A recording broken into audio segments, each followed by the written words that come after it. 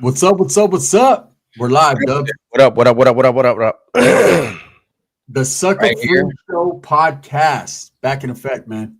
Yes. Episode 2.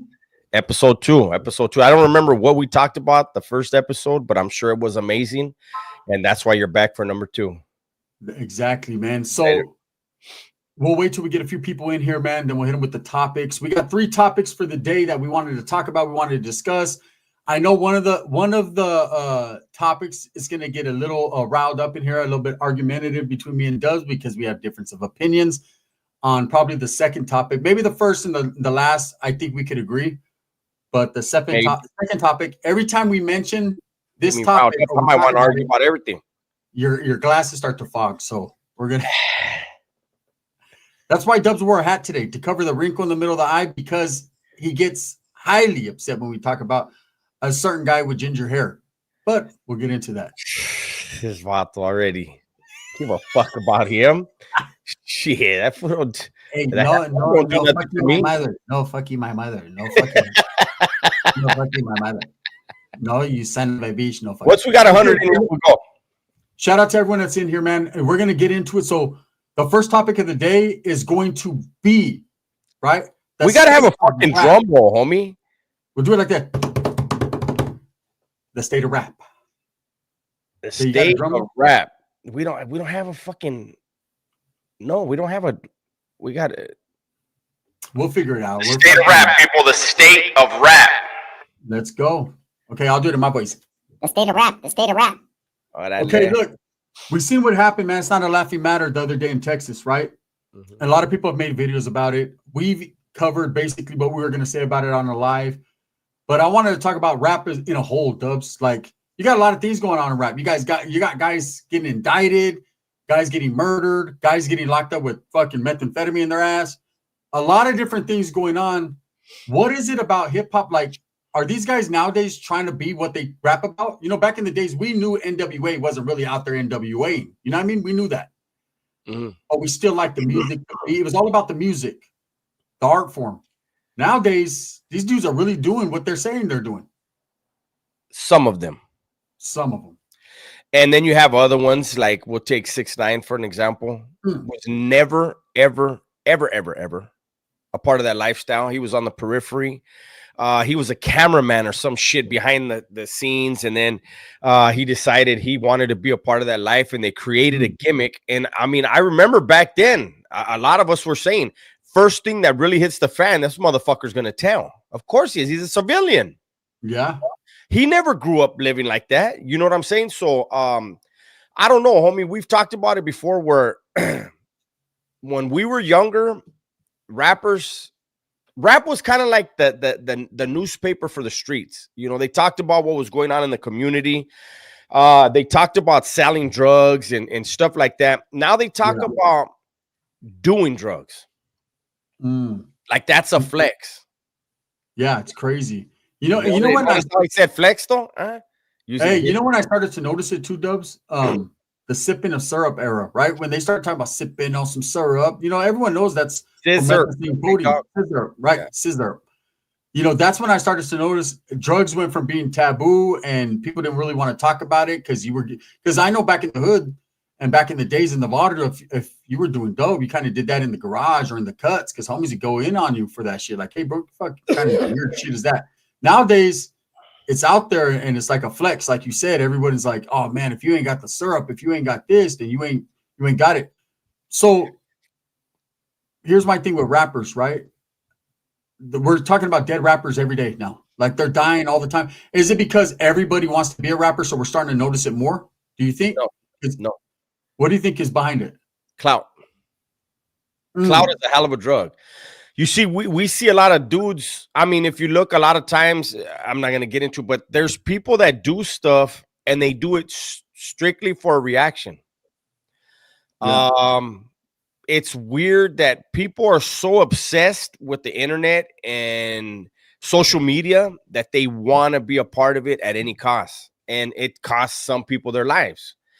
It costs some people their freedoms. And you know, it's like that rapper Güero, what is it, Güero something, the one out of Texas that just caught a bunch of bodies and killed some. Yeah, you did a video on it, man. Yeah, that guy was nuts. And that guy is gonna sit down for the rest of his life. And I listened to some of his music. He had talent, and that talent is I say it all the time.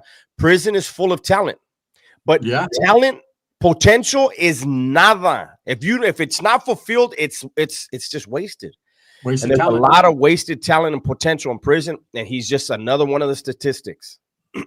Here's my thing, like and I agree, man. Clout, it's a hell of a drug, and people will do anything nowadays to be that one. But like, say this incident that happened, man, where unfortunately the 5-year-old girl was murdered along with her father. It's a sad video, man. You can see him running for his life, and you know, these gunmen, this just didn't happen because he's a rapper. It didn't happen. There's more of a story behind it. We'll find out eventually, you know, as the trial happens. They're arresting these guys for it. You know, I'm sure it was not necessarily about clout in this situation. It might have been more so on a personal beef or whatever it is. But it's like, fuck, man, it's getting real with these rappers, the state of rap. And so let's talk about fucking Lefty Gunplay. Lefty Gunplay went to El Paso, Texas, went to go do a show and gets caught with dope, bro. We both did videos. I seen a whole lot of holes in the situation right there. Look, Dubs, I'm the YouTuber, or you're the YouTuber, content creator. You're getting the bag, I'm getting the bag, or whatever. And whatever, just say, for instance, we're not getting the bag like that, but just say we were, right? You're riding with the couple homeboys in a 2012 Malibu. You're showing. So you're going to just go all the way there with it then? I'm going all the way there with it, right? So you're riding around in a 2012, homie. Yeah. I haven't rode in a 2012 since 2012, right? So that's you know why? You know, I mean, look at Lefty's from the South. You know, he reps the South. It's a 13-year-old car, so maybe that's why he was in that one. So right, he was doing this thing. But here's my thing: you're riding around in a 2012. So that's an automatic get pulled over vehicle, right? Because the cops, they see fucking you in an old school vehicle. They're like, you're riding around with homies, and you got 69.2 or 69.4 grams of dope on you. Why are you holding it? That's a few ounces. That's a few Why ounces. are you holding it? In what world are you holding that if you're the bag? I'm not holding no dope. I don't get high, but no, that was just a horrible look, man. Here's the thing, Dubs. I've heard plenty of times people say, and this is the truth. This is what I've heard said about Lefty. He's to be protected at all costs. He's the new golden goose, the golden ticket, the representative for Southern rap downstate or whatever, Southern California. He's supposed to be the new face, and he has the talent, he has the charisma to do it, right? Why is he holding that much? Doors for whatever reason, doors are opening up for him that haven't opened up for other raza rappers. Honestly, more talented rappers, maybe not as charismatic, but it's true. He's supposed to be protected at all costs. He's the one opening doors. He's the one that is creating the bag or giving opportunities to get the bag. There is no way in hell he gets caught with a few ounces cheeked in his pockets, anywhere on his body. There's supposed to be somebody in that car that's going to hold the gun, that's going to hold the dope. And, you know, hopefully that guy, you know, whoever that person is, you never know nowadays. Hopefully that guy can hold his mud and do that time, you know, but Lefty is not supposed to be looking at no time, period. So here's my thing, Dubs. When you're a rapper, you're going to a show. I understand you know, and I know people are going to hate, but you move with security. You got to do what you got to do. There's people that are tripped for whatever reason. There's crazy people out here nowadays, right? So he's got a couple homeboys with them. It's to me, it's like they were taking a road trip. Like they weren't even tripping, right?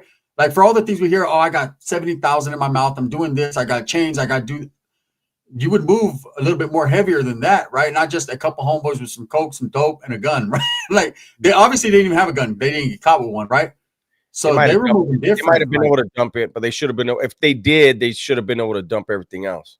My thing is, you're a rapper. You're supposed to be doing fucking shows. Why are you? That's where I'm saying the line is crossing over from gang member to rapper to gang member. It's like, bro, are you going to a show to get this bag and to perform for your fans or your supporters, or are you cruising around gangbanging? What are you doing? Because that didn't seem like, you know, your typical rapper to me, just riding around with dope and guns. Well, you and I know that somebody from Texas that was actually there, shook hands with Lefty, reached out to us and gave us the whole rundown. That group right there is followed by the feds. 100%. It's a Texas group. They're followed by the feds. I believe the feds saw these guys meet up, exchange pleasantries, whatever.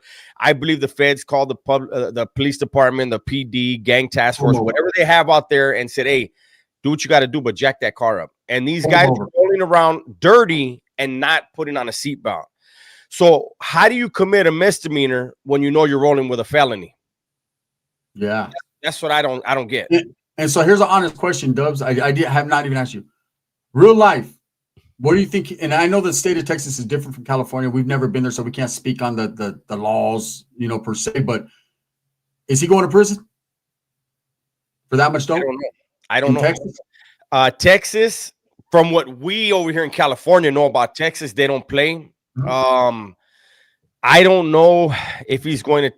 I don't know if he's going to prison. I don't know if he can, pay it. I don't know however it can be worked, it's going to be worked. I'll just say that. I believe, however, the best deal he can get is what he's going to get. Yeah. And from what I've heard, right, and I don't know, again, man, I heard getting caught with even weed, anything in the state of Texas is an ugly situation. And getting caught with over 2 hours. I don't know if it's legal in that state. I don't know. But I just know that getting caught with certain things, it gets you caught up in introducing dope into a facility. We already know in the state of California, that's going to get you some prison time right off the top. But over 2 ounces of meth on your person, there's no denying that it's yours. It's on you. Homie, you know what? I'm glad, and it's one of those things where I'm not saying I wish he did a different drug. I wish he didn't do any drugs, right? Period. Yeah. But homie, meth that's trailer park dope. That's dirtbag dope. That's dirtbag. Like that's I watched the podcast, man. Who is it, man? Hoodstocks, man. Shout out Lucky. I like Lucky's podcast, right? And I watched it, and they were talking about it. Someone from Texas was talking about it, and he said, man, they're like, man, he needs people to save him, and he said, man, that dude needs to save himself. That dude. Absolutely. He was mentioning, man, the word on the streets is protect Lefty at all costs. He said, man, Lefty needs to protect himself. Mm-hmm. Doing dope and all that, you can't protect someone from themselves. Okay, so the state of rap basically is right now, man, we're hearing a lot about it. People are getting killed, murdered with their children, people dying. I know when PNB Rock died, when Pop Smoke died, when what's his name? Was it Mo 3 or no? Who was it? The other one, Draco the Ruler died. Mo 3, Draco the Ruler. It's just happening. Maybe people are starting to notice hip hop a little bit more than we used to back in the days. But it's like it seems like every month either someone's getting indicted, killed. You got Dirk that got indicted. You got King Von that got killed. You got FBG. I mean, it's just always something. And I know I was talking to one guy and he was like, "Oh, it's the black community. It's all those rappers." Yeah, well. On the Mexican side, you got him getting caught with dope, getting caught with guns, getting indicted. Like there's a lot going on. It's the black, supposedly black community in rap because they're predominant in rap, right? Yeah. But it goes back to these guys think everything is for the gram, everything is for social media, and then the ones that are allegedly intelligent. There's a fucking Ring camera on everybody's front door. There's a traffic camera on all the fucking light. Like we live. What is that fucking movie that I know I'm cussing a lot. What is that movie? Tom Cruise was on. Remember? And it was futuristic, and they would have the computer. Like it was like I don't know what the hell. Somebody in the comments don't know what I'm talking about. Impossible, was it? No. But it was on a mission. It was where they could see every crime. Every crime that CCTV, that's what they got. Like I know in like London or Britain, man, they got those on every corner. They could track you. But we were talking about the other day. There's an ID Minority Report. That's it. Minority Report. Yeah, there it is. They could follow you. We talked about it, man. Nowadays, and I'm not trying to give you guys a recipe or promote violence, but the only way to get caught, not caught for catching a body is it has to be totally random and a whole lot of luck. Not even that. I don't agree with that. Well, I mean, it has to be you better shave your whole body. Whether it's random or not, the cameras are still there. There's a way. I know if there's a way, but it's a lot of hard work. And somebody's got to be very determined and very upset, but there is a way, but whether it's random or not, the cameras are still there. Oh, there's always going to be cameras, man. And they could tell even by your mannerisms, the way you walk, you move, all that. So math ain't going to work. Well, let me tell you something. I remember there used to be in Maxim magazine. There used to be this couple that used to be CIA. They were spies, and they would go into, like, say one of them would go into a clothing store if they felt they were being followed by another spy agency, right? They would go into a store. They would put on a different, because they always carried disguises, and one of the easiest tricks they would do, put a rock in their shoe. They immediately walk different. Yeah, because they can tell there's little things you can do to throw things off, but you have to be very determined, you know. Again, in their line of work, they're prepared for that because it's life or death. So let's move on to the second topic, man. Let's talk boxing, the state of boxing, because man, it's all over the place right now. And you guys see it. As soon as I said boxing, the mean mug went on, right? Because he knows where it's gonna go, man. It's gonna go Benavidez down. But what happened with Tank? Did he lose? Did he win? Did he cheat? Was the referee in on it? What the fuck was going on? This is what I'm gonna say. I have, upon further review, I saw it on, I don't remember if it was a short on YouTube or one of the other platforms. When Roach threw the punch, Tank rolled with the punch, right? So the punch didn't land clean. And I know you're an Benavidez fan, so you don't understand people rolling from punches. You always think everything lands. But anyways, so he rolled with the punch, right? And when he rolled with the punch, his braid slapped his eye. Okay. And when it slapped his eye, you saw him like blink. You saw him blink like, oh shit. He took a step back. Roach threw another punch that grazed him. He looked to the ref, and then he took the knee. You are not allowed to take a timeout in boxing, so that's still a 10-8 round. But it wasn't from a punch.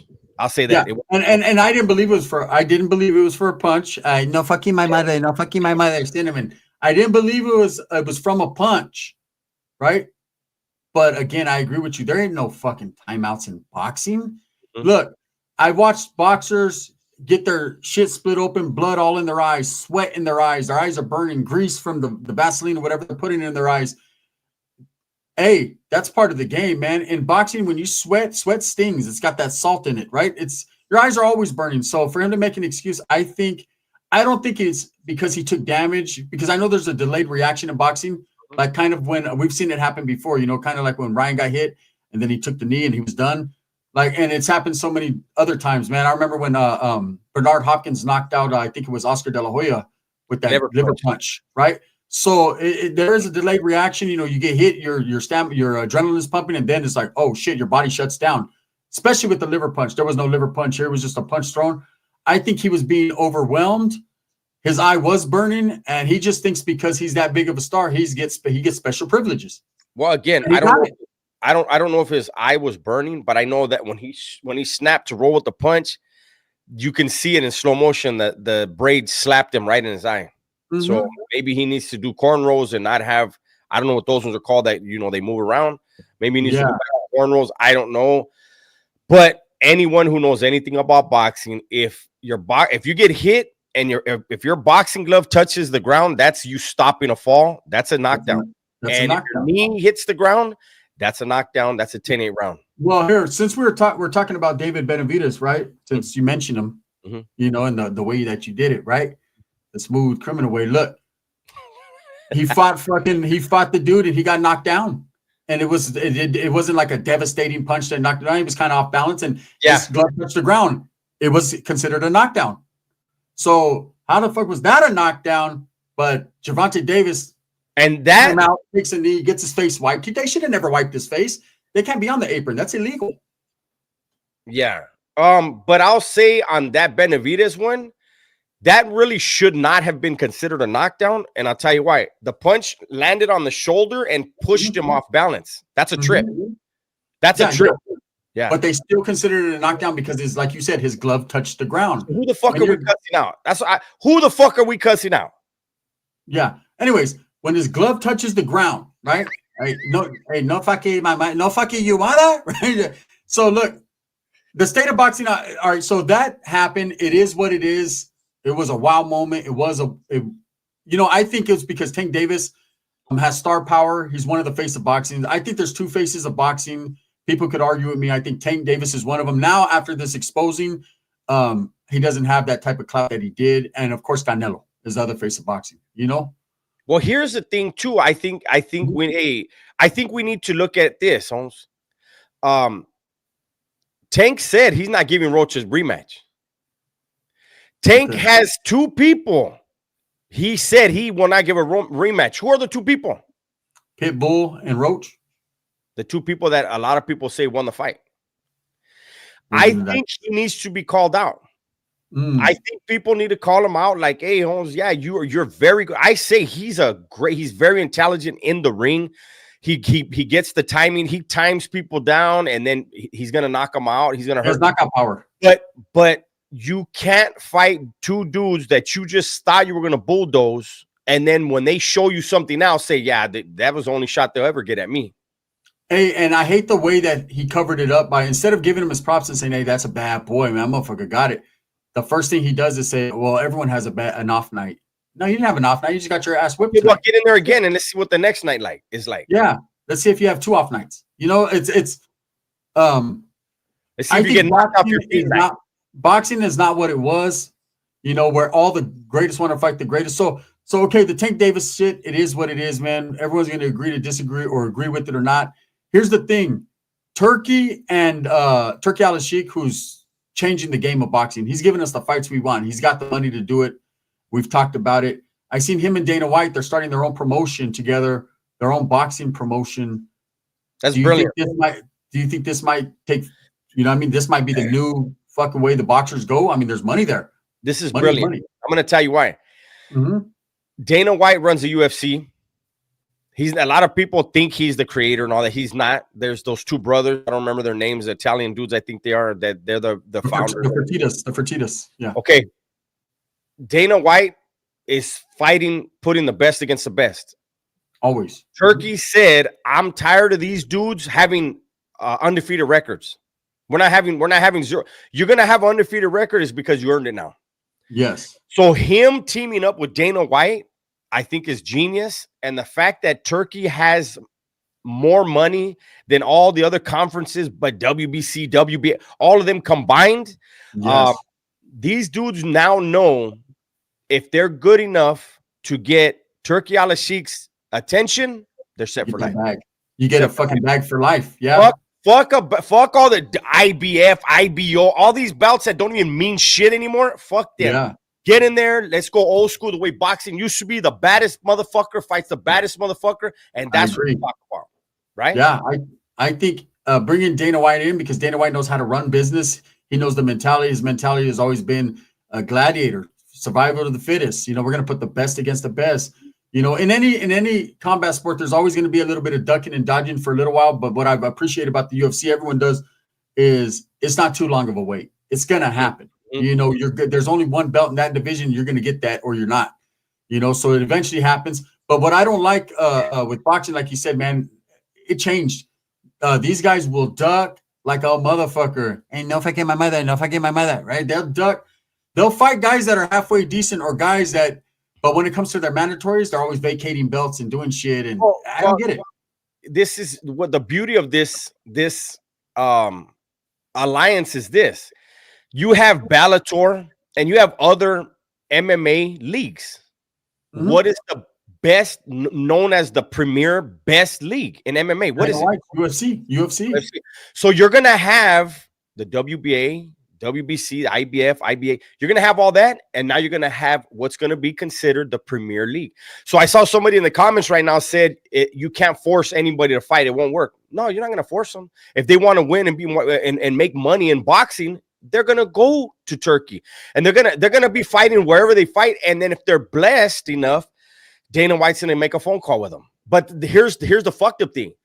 There's gonna be a lot of promoters that are gonna want to fucking, because boxing is so corrupt, that are gonna say, hey, we're gonna do a deal where we only fight for these organizations. You know, that's what's coming next. Yeah. Oh, there's gonna be pushback. There's always gonna be pushback.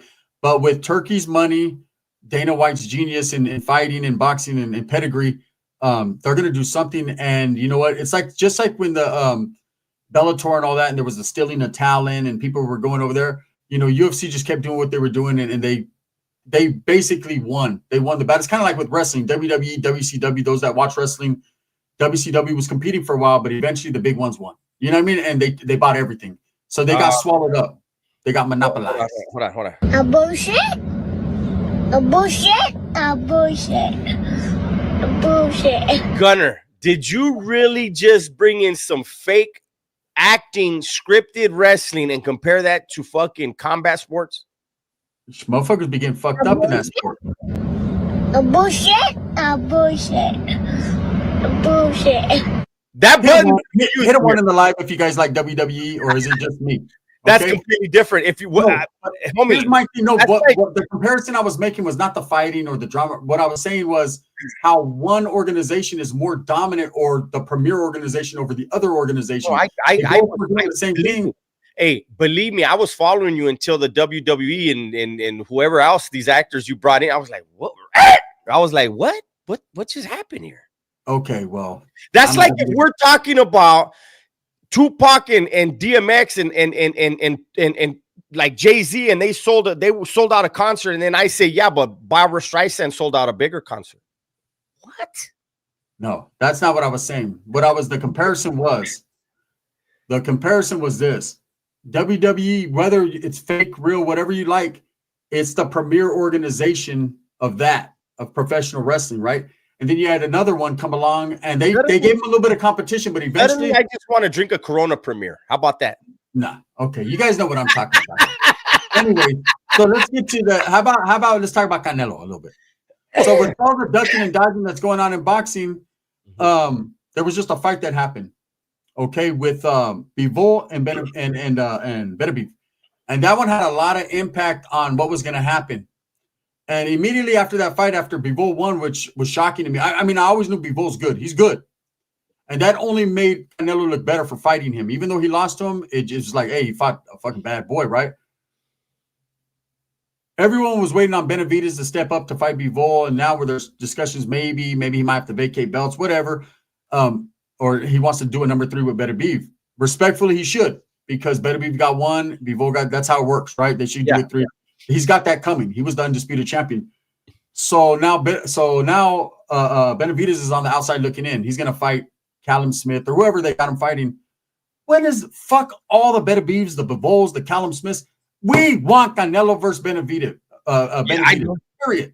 I do. I want everybody's mouth that says Benavidez can do this, and I want their mouths quieted through the boxing ring, not based on what I believe or what you believe, but Canelo held up with Bivol. Bivol is the champion. He could not knock out Canelo. So all these guys that talk about Benavidez would knock him out, I don't buy it. I don't think he'll knock out Canelo. Not even close. I think he'll be Canelo in a 12-round fight. I think he could outpoint him. I don't think he'll knock him out. I don't think anyone's knocking out Canelo. Canelo has that chin. He has that pedigree. He has that foot. He's his stature. He's too stout. No one's knocking out Canelo. But I mean, the older he gets, there's the excuses are going to be out there by people. I think it's something it doesn't matter who wins at this point. I just want to see it happen now. I don't want to hear you haven't fought anyone. You shouldn't fight. You can't. Who have you fought? It doesn't matter. Fight each other. Fuck who have you fought. That's what I want. I want them to fight each other. Winner take all. And then whoever loses, hey, whoever you supports that guy, hey, Holmes, your guy won. I want to see a fight. I don't believe Benavidez can beat him. And all these people, Canelo doesn't need Benavidez. Canelo doesn't need Benavidez. They're all rich. They're all rich, right? Look at Benavidez is worth like 10, 15 million. He's rich already. Of course, the more money, the better.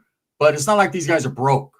So no one really needs each other, but it's all about what the fans want. We're the ones that pay for the pay-per-views. We're the ones that, like, when are we, the little people, ever going to get what we want? It took fucking 100 years for Pacquiao and Mayweather. Mayweather waited it out. Mayweather really did. Mayweather really did duck Pacquiao as he did with just about everyone else. See, Mayweather has a track record, homie. He either fought people when they were too young, like Canelo, and inexperienced. Canelo couldn't touch him. No excuses. Canelo could not touch him. So he either fought people when they were too young and inexperienced, or they were over the hill.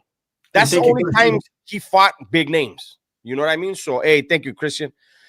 I don't think that's the case here. I know anybody that thinks Canelo is afraid of Benavidez, then you just have no idea. He dislikes him that much. I think, you know, again, I agree with you. I know we all want to see that fight, Holmes. We deserve that fight. We think we deserve it for whatever reason. But I think for boxing, that could be big for the sport, right? And especially if there's a rematch afterwards, you know, them two fighting, I think it could really help that sport is to me. A lot of people are going to disagree. That sport is on life support, Holmes. Oh, that's why it takes people like Turkey and Dana White to save it. That's why we need them, man, because they're actually, no matter what people say, Turkey Al-Sheikh is giving the fighters the money they deserve for the performance they put on, and he's making the best fight the best. And, you know, I see a lot of people. One more thing about the Benavidez Canelo. I see people saying, oh, he's too big. He's too big. Then Canelo fighting before, what was that? He fought him too big. He lost. No. Let me tell you, no. That's not all the way right, homie. And I'm going to tell you why. Because Canelo went up in weight and maintained that weight. Benavidez will drain himself, make weight, and then bulk back up. Canelo's not going to bulk back up to the same weight as him. You know what I mean? So there is a disadvantage. And the reason why there's a disadvantage is because Benavidez is naturally bigger than everyone in that division. And so he can lightweight bully people. I don't think he can bully Canelo, but that's the advantage he has over most people in that division. And that's why when we saw him step up into his normal weight, he had no power. He didn't. Exactly. I was just about to say that. So at that weight, he's really not prepared to fight those type of boxers at his weight. He doesn't shine. He shines at the smaller weight. So I think they should do it at a catch weight, like a 170 or something like that, maybe 170. You know, and that's not. I mean, Canelo fights naturally at 168, so I think 170. A catch weight, 175, a catch weight, and no belts on the line. Let's just get it. You know what I mean? Just shut everyone up. Get a big old bag. But if Canelo ultimately, I don't care about any of that. I just want them to fight. I don't care what weight. I don't care about belts. None of that. I just want them to fight. Yeah, there's going to be a lot of people that, I mean, want to see Canelo fight because there's a lot. He got a lot of support. I like Canelo, and I think Canelo could beat David Benavidez. But I also think David Benavidez could outpoint Canelo. It's just a good fight that I think the best of the best are the two best at what they do right now. Let's just see him fight, man. You know what I mean? That's look at. Of course, Benavidez could beat him. When you get into a ring, anybody can beat anybody. Holmes, these are professional, you know, fighters. Benavidez has power in both hands. The only thing is when I get the way I get because people that like Benavidez, they for some reason don't see the flaws in Benavidez's game that I feel Canelo can take advantage of. And I don't see what flaws in Canelo's game that Benavidez fans can point out that Benavidez is going to be able to take advantage of. The one flaw that I will say Canelo has, but he has it with every fighter, it doesn't matter who he's fighting, is he starts slow. Yeah. And if you start slow with Benavidez, I don't think Canelo could knock Benavidez out. I don't think so. So if you start slow, when do you catch up? Hey, gracias, Christian. If you start slow, when do you catch up? You know what I mean? So he does have a chance. I don't think anybody gets knocked out in that fight. Yeah. Hey, thank you, Christian. We appreciate that. So at the end of the day, man, I don't know who's going to I need to get in the live, he said. Yeah, I don't know who's going to figure out the other's flaw. But I don't think no one's going to be figuring out anyone's flaw because I don't think the fight's ever going to happen, to be totally honest with you. And I wouldn't be surprised. I would be disappointed, but I won't be surprised. Yeah. Okay, so let's talk about the third topic, man. Enough about boxing, man. Ain't no one fighting anyone that's worth anything anyways right now. You know, all the fighters suck, to tell you the truth. Hey, cool part about it is Oscar De La Hoya beat all their asses. Probably still. It's a trip. So, we seen a video that was done the other day, man, by Street TV. Alex Alonso. Shout out to Alex Alonso, man. How you doing, man? Shout out Alex Alonso. He's a vet, man, on YouTube as far as and you know, you guys go tap into his channel, go support Street TV. He's more of a, I wouldn't say in the prison genre, but he's more in the gang genre. If he was in the prison genre, we would have mentioned him here. Yeah. This next topic we're getting into, which is The top 10 in the prison genre. Now, I'm going to keep it real. I'm going to tell you exactly because Gunner came up with this topic for this segment. And he said, let's do the top 10. And I'm no hate whatsoever. What did I ask you? Do you remember? About what? The top 10? Top 10 prison genre. If there's even 10 relevant. No, I didn't say relevant. I said, are there 10 prison channels? And I said, yeah. Because see, here's the thing. This is a catch-22 because I don't consider myself a prison channel. Gunner doesn't consider himself a prison channel, but we're stuck in that genre. Yeah. Right? So go ahead, Gunner. You kick it off. So yeah, Alex Alonso, it's inspired by the video that he did. He did, I think it was top 5, and he gave me and Dubs our respect and kept it strictly to the numbers, showing views and all that. I don't care about the views like that. I mean, I do to a certain degree. I think we all do. That's why we do videos so people can watch them. The more people that watch them, the more reach is out there. But as far as the most popular, what people, when they want to hear about prison stories or whatever, who do they turn to? And this right here is a top 10, just going right off the head. It could be mixed up anyway or interpreted any way you want to interpret it, because everyone likes different styles, different things. Some are into the real more serious channels. Some are into the more animated channels or funny channels or whatever. So top 10, I think at number 10, I would put starting at 10. I'm gonna start at 10 to 1. At 10, I'd put Damian Porter, man, his channel. It's newer. It's you know, he's still figuring himself out on his channel. He doesn't have much subscribers or viewers, but I kind of like his channel, man, until quite recently, where he kind of went left a little bit and became like a pro-black fucking essays ain't about shit channel, right?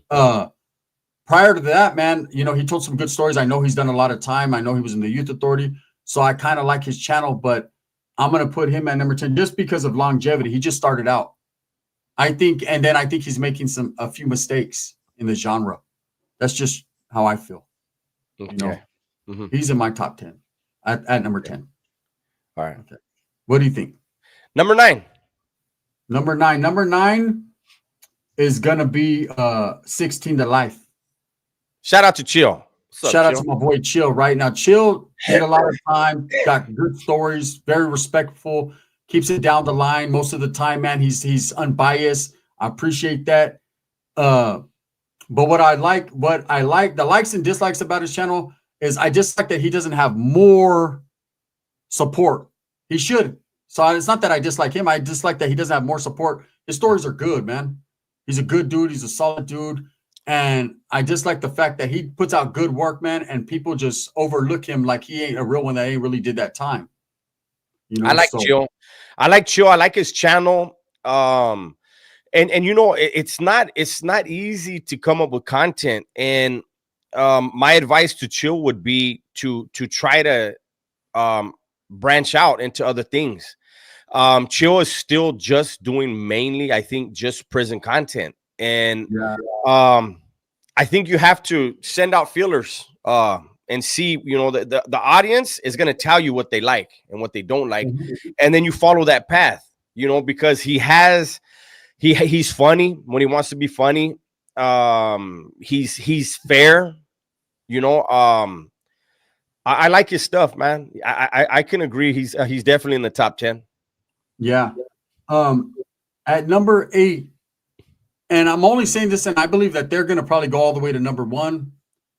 It's going to be the Mob Spot, right? The newer channel, the Mob Spot. And the reason is, who is more validated or more certified, period, on earth than them two individuals right there, what they did for how many years they did it. Like, their stories are authentic, real. They're giving history lessons. They know the history on where they were from and where pretty much every other prison group was from. These guys are the real deal.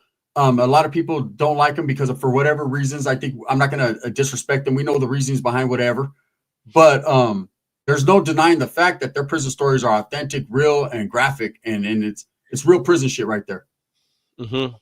Yeah, they're definitely probably gonna be the biggest channel in this genre. I don't know that they're gonna be considered a prison channel though. It's weird, you know, because They're going to be talking about prison. So I guess for that reason, but I don't know what I would call. I would kind of consider them more true crime.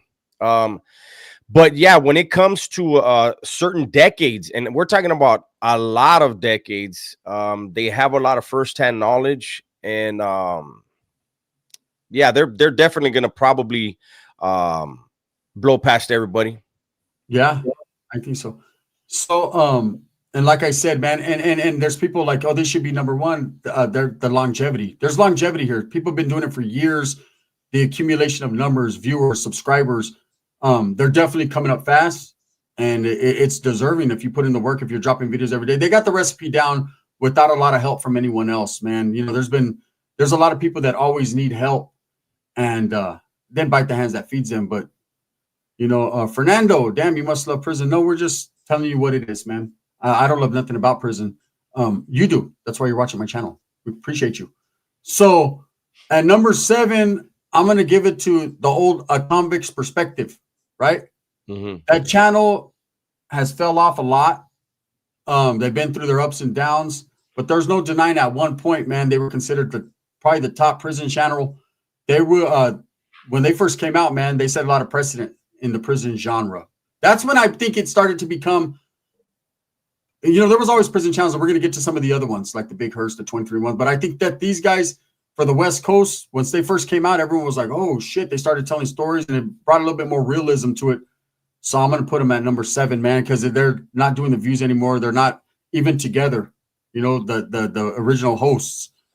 And but there was one point in time when they were looked to as the go-to prison channel, man. A lot of people were, you know, seeing what they were doing and modeling after them.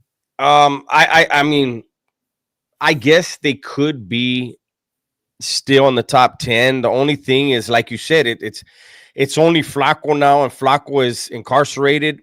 Very hard for him to put out content. When you talk about when they first came out, I believe, you know, they were probably the first main channel that named names as far as of organizations. So they blew up. Yeah. I don't know how much time Flacco's going to do. I know he's going to probably try to continue to put out content as he can, but it's one of those unfortunate situations where he had an opportunity, you know, and shit happens. Life happens, you know. Yeah. But yeah, I could see that channel being in the top 10. Yeah. So then where we at? We're at number 6, right? 6. At number 6, I'm going to put stories written by a current prisoner. And I think, you know, he was the first one doing interviews with people. The discrepancy that I had with certain things is later on, I felt like when you run out of content, you just start to get anyone on there. And some of the stories were a little bit inaccurate, you know, and some of the guys were kind of clout chasing. But as a whole, man, that channel was looked to. Even today, he dropped a video, man, similar to the one I dropped. He's still consistent. He's still on it. I don't see him as much, but there's no hate there, man. He's been doing it for a long time. Stories written by a current prisoner, and he's got the numbers to show, you know. The thing, so shout out to Tony. I no disrespect to him. You know, Tony is not, Tony was never in prison, right? No. So Tony gives people an avenue to tell their stories. I respect that, because those stories should be told. But the thing is there's more than a couple guys that I've personally met that he's spoken to, and the stories they're telling, and they're placing themselves in stories that they weren't a part of. You know what I mean? And there's a couple channels on YouTube that do that, you know, and that's not on, well, at least on Tony's channel, it's not his fault. He wasn't there. He's giving these guys an avenue. Right. Yeah. And these guys are choosing to tell stories, and Tony doesn't know what's real or not. Right. Yeah. And so, you know, I guess at the end of the day, it's good to have certain stories out there so that the youth understand the realities of prison life and criminal life, so that they don't find it glamorous or want to aspire to be those kind of people, you know. So I say, yeah, he could be in the top 10. I think there's a lot of glorifying there too, though, on that channel. A lot of glorifying. It's not Tony. It's those guys. Yeah, and like somebody said here, it's a lot of disgruntled employees. I just always I always feel like this: when you're gonna listen to a story of someone who, for whatever reasons, got politicked on or couldn't pay a debt, whatever it was, became victim to an organization, you have to kind of take their stories with a grain of salt.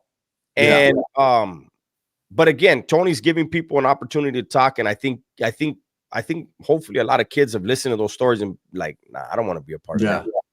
So at number 5, man, I'm gonna put Indicted TV. Negative from Indicted TV, man. I like the way she sits down with guys that were prisoners, not necessarily old school, but people of all ages, and they tell their stories, and there's always a redemption story there for the most part, man. And brings guys that not necessarily have a name or are considered like, everyone wants to hear about the certain guys from this group or that group, but brings guys that you wouldn't necessarily would never even know that they existed or hear their stories, and gives them a voice, and it's a redemption story. And I like the way the interviews go, and I see that channel going up, man. I think that's a good channel right there. From a female's perspective that actually did a nice chunk of time. It's all real. She stayed solid, did her time. She's very respected in a lot of circles because of it. And as far as that channel, that is what I like, is interviewing people who, lived that life, did their thing, and are out here. And for the most part, I think every one of the people she's interviewed is a productive member of society now, and or at least they're trying to be, and she's showing people that, people that look like us are not just idiots, and again, and that's a great thing to point out is, us as men, when we interview people, we interview with a certain style and a certain mindset. A woman thinks completely different, and that's what makes her channel rare. Yes, I like that channel, man. So at number 4, I'm going to put Renegade Media. And the reason I'm going to put Renegade Media there is, I believe, he's took off. A lot of people support his channel. Albeit, man, I'll be honest and real with you, I don't agree with some of the topics or some of the idealisms behind some of the topics, some of the rhetoric or some of the things that I hear him say. But there's no denying his reach. There's no denying when we're just talking about, channels that have an impact or that our people are watching nowadays. Regardless if you tap in with him or not, people are watching his channel, man. And they feel some type of way. So this is one where, unlike Tony, that Jay has been to prison, and should know better. I don't like, it's his channel, and he deserves to be on this list, and of course he deserves to be in the top 3. Other people may have him number 1. But he's another one, and I made 2 videos on it, but one of them I did. When he mentioned people that I personally know and like done a stabbing with, one of them, like he's a legend currently. And he and I went and whacked somebody together, and he talked about that dude never put in work, and but he was never around those people. And so he listened to some people that don't like somebody, and that was the only thing. I don't have any issue with him personally. I just feel like when you get to a certain level in social media, in entertainment period, there's responsibility that comes with that, right? And if you don't like a group or you don't like somebody, that's fine, then you say that, but you should be saying that based upon your interactions and your reasonings, not another man's. So that's my only issue with that channel, is there's so much, like, look, Holmes, I'm from Southern California. I ran with whoever I ran with in the joint, right? How would I be able to do videos about Northern California, Northern organizations, and as if I know? And 24 years in prison, I don't know much. I know certain things about the North, but I would never play the role like I know all the ins and outs. And so for someone who's from a different faction or whatever to speak as though they are an expert on something else and it's something very dangerous, I feel like that's irresponsible. And I'm not knocking his channel. He deserves all the accolades he's earned. And I mean, he's got a lot of subscribers. He gets a lot of views. So there's a lane for everybody on this list. I'm surprised that Cartoon from Avalon didn't get a spot in here. I thought maybe he would be in here somewhere, but I actually would have. He's just outside my top 10, just outside like 11, 12. I would have put him in 10. Because above Damian Porter. Yes, of course. But I mean, we're going off of your list, and we're just speaking on it. These are channels I watch. So I'm at number 3 right now, right? At number 3, I'm number 2. No, I'm at number 3. Jay Hans was number 4. Oh, no, he was number 3. Okay, so I'm at number 2. Number 2, I'm gonna put your channel, Dub's channel, because I believe the longevity, the way you've elevated through YouTube, navigated through YouTube, the views, the numbers, the way how you tell your prison stories, we know they're authentic, they're real, and the way you're able to do different things and show the progression of someone who's been through prison, who really did that and is now seeing different things out there at a different level. I appreciate that, man. So I've been watching Dub's channel since way before, so I'm going to put him at number 2. Vincent, this is Gunner's list, homie. He's not reading. He just wrote down on his piece of paper. This everybody has their own top 10 or top 5 or top 3, and this just happens to be. It's just what I watch. This is me, And so, man, I really like Dub's channel a lot too, Holmes. I can't speak on my channel, but yeah, okay. Yeah, so there it is. Dubs is at number 2. At number 1, I'm gonna put Josh from 23-1. And so you're not gonna have your channel in the top 10 because you made the list, or what? No, I'm not a top 10 channel, Dubs. I may be top 20, 30. I don't consider myself. This gonna hit us with the "I'm that humble." I'm so humble. Is that what you're doing right now, fool? It's the truth. It's the truth. I'm not. I'm not so stiff right now. Go ahead and laugh, homie. Look at no. I'm calling it right here. I 23-1, number 1, man. He does the most. He forgot homie hangout too. We had him. You had him on the list earlier. Because you got to understand, a lot of channels are not just about prison all the time. Not even Dub's channel is about prison all the time. But I give double Dubs, right? The accolades he deserves, because no one ever does that. He deserves it. With me, yeah, I am humble. I've never considered myself a prison channel. I talk about prison because I've been there, but I don't stay in that lane. That is not me. I'm a comedy channel. I think I'm one of the top comedy channels for sure, right? Facts. Put me in the top 5 on YouTube, period. I'll hold my own against any comedians. I got that, right?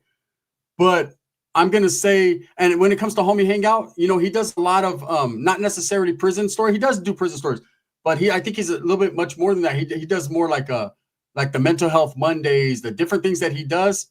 I think his genre is more like legal beagle type shit. That's where I give him from. I'm comedy. I'm kicking somebody out, and I'm putting Homie Hangout in mine. And I love Rascal's. Man, he's one of my favorite channels to watch too. I just think when it comes to prison content, he does got great prison content, but he has much more than just you too. You guys got much more than prison content. But I'm talking about like what I think people see as like, oh, this is the prison channel I'm going to because I'm going to get some food out right here, some real, right? 23-1, albeit he's from a different state. I could have put Jay Williams in there. Jay Williams got good prison content. I could have put Pablo, right? I could have put a JD Delay, a lot of different ones. This is just my personal list of people I watch. 23-1, Josh, there's no denying he's been doing it for a long time. He's paved the way for a lot of content creators to do it. And, I got to give him his thing. And of course, I can give honorable mentions like the prison guard, Hector Bravo. But again, man, his channel is a felony channel. It's a felony channel, man. There's so many other ones that are good, right? Notice that Wes Watson didn't get no action on this shit because his shit is fake. But that's just my list. I'm sure Dubs has a different list. Yeah, if I thought about it, I would probably have different people on there. Because I'm gonna look, and you did it too, because you didn't go just by numbers. I'm gonna look at numbers, but I'm also if I'm gonna look at it, I'm gonna look at what the content. Is it impactful? You know, I wouldn't put anybody that's just going to glamorize. But I think for your list, I don't think you picked anybody that glamorizes. And yeah, Splinter. I mean, there's honorable mentions. You know, we can have honorable mentions and stuff, but pretty much that was a pretty decent top 10.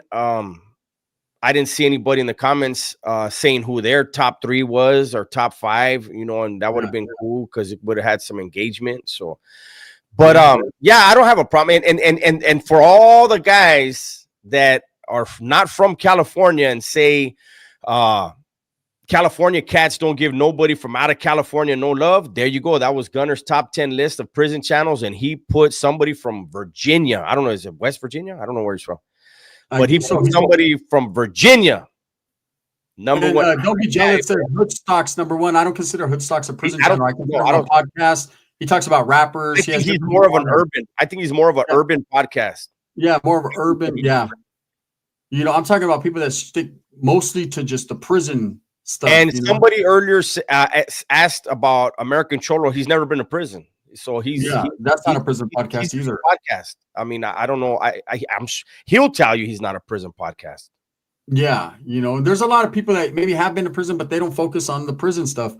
I'm just putting, and even Big Herc's a good channel, man. There's so many different channels there's about when Dub says, is there even 10? I was like, shit, there's a lot more than 10. Look at all the honorable mentions people want. But I'm just talking about the people I pick, who I watch, whether it's longevity, impact, how I feel, my top 10.